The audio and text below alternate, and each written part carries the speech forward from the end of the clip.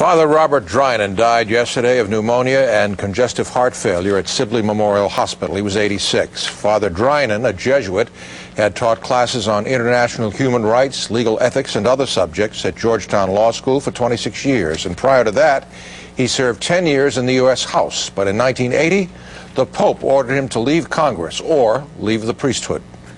I walked into Father Drinan's office 1 hour after he made the decision. I asked him what was his thinking, and he said to me, "I will be a priest forever. I will be a servant of God forever. It's an easy decision to make, Eddie." Congressman Barney Frank succeeded Father Drinan in the House.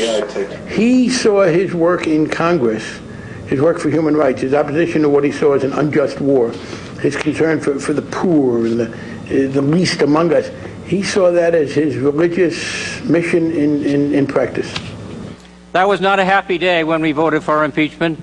In 1973, then Congressman Drinan, who was already on the Nixon enemies list, filed the initial impeachment resolution against the president.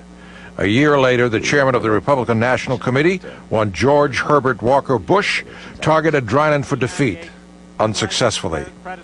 Although he was the recipient of enough awards and honorary degrees to fill a room, Father Drinan lived the simple life of a Jesuit priest. You know, here's a man who lived really with books and papers and a very small number of clothes, and that was it. Well, he took a vow of poverty and he lived it. He did indeed, and he was admirable in so many ways. And there was a kind of personal warmth to him, and a driving energy and intensity. And you'd see him down here at 6:15 in the morning, looking for the New York Times, which was an addiction, and ready to make incisive comments on world affairs and American politics at any time of the day or night.